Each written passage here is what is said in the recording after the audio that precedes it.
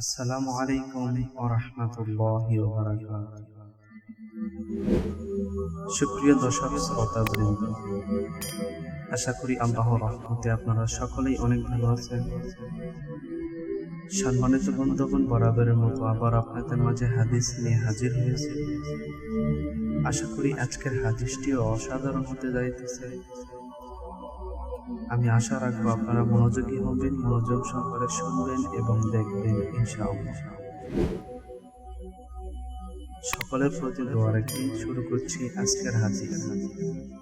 আজকের হাদিসটি আপনারা শুনবেন, ডান গালের নিচে ডান হাত রেখে ঘুমান, সেই সম্পর্ক ইনশাআল্লাহ শুরু করছি আজকের হাদিস।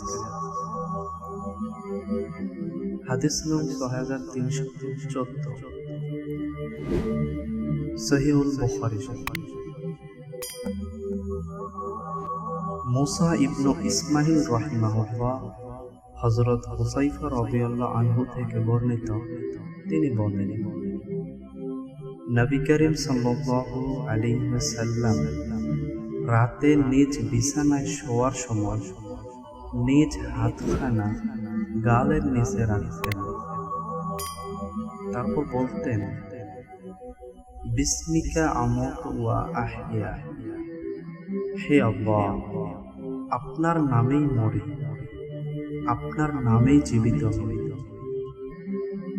আর যখনই জাগতেন তখন বলতেন, আলহামদুলিল্লাহিল্লাযী আহইয়ানা বাদামা আমাতানা ওয়া ইলাইহিন নুশুর। সে আল্লাহর জন্যই প্রশংসা, তিনি মৃত্যুর পর আমাদের জীবন দান করলেন এবং তারই দিকে আমাদের পুনরুত্থান। সুবহানাল্লাহি ওয়া বিহামদিহি। হাদিসটি থেকে আমরা শিখলাম এবং জানলাম ঘুমানোর দোয়া এবং ঘুম থেকে উঠে দোয়া পাঠ করতে হয়। ইনশাআল্লাহ আমরা এই আমলটি করব। আল্লাহ তাআলা সকলকেই কবুল করুন, সাথে আমাকেও কবুল করুন, এই আমলটি করার তৌফিক দান করুন।